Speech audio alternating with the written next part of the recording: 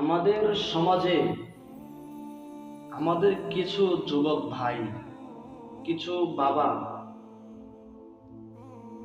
তারা প্রকাশ্যে সিগারেট খাইলে তারা লজ্জা বোধ করে।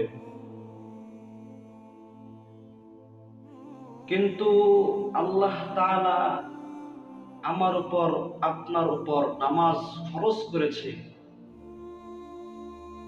যখন এই যুবক ভাই, এই বাবা, যখন তারা প্রকাশ্যে নামাজ ছেড়ে দেয়, তখন তারা লজ্জা বোধ করে না।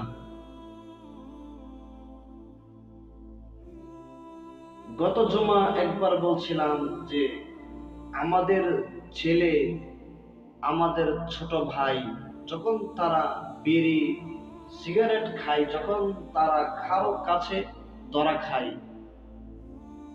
তখন তার বাবা, তার মা তাকে শাসন করার জন্য খুব রাগ হয়।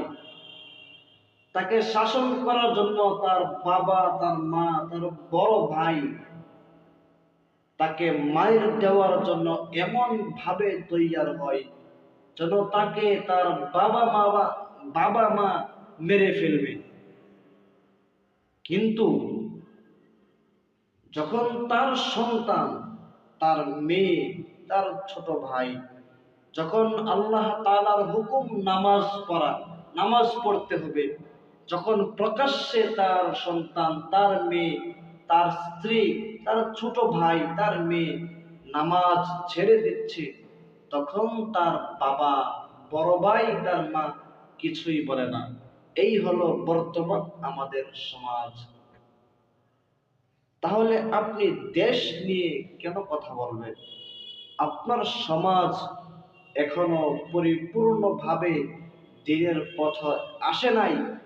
আগে আপনার সমাজকে দিনের পথে নিয়ে আসেন।